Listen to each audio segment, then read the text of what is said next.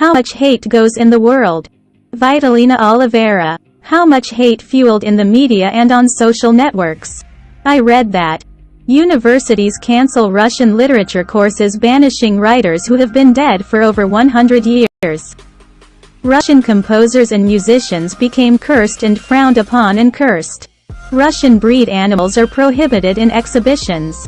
More seriously, young Russian athletes with disabilities are turned away from Olympic competitions.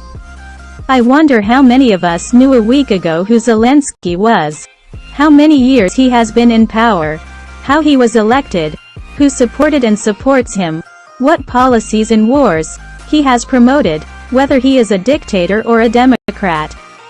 How many of us know who Putin is, how many years he has been in power, how he was elected, who supported and supports him, what policies and wars he has supported, who are his friends and enemies, how the Russian people live with their government. How many of us know what NATO is, and what its aim and purpose is? How many wars has NATO promoted and supported?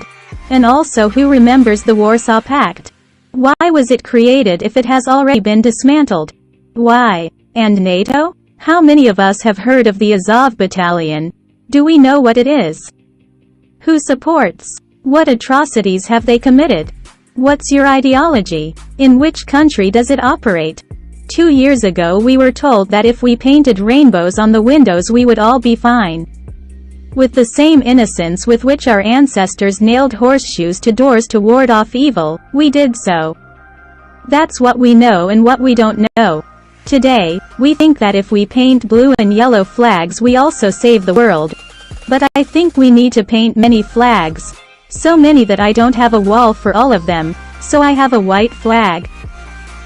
We are very generous to feed dogs and kittens from a distant country, but we are indifferent to our animals in kennels and abandoned to hunger, disease and old age on our doorstep. We cry out for rights to freedom and rights for a people, but we are indifferent to the suffering of our gagged, frightened children. No right to a hug and a comforting kiss. We reach out to refugees, but we despise Africans and Brazilians who speak our language and here try to earn a living.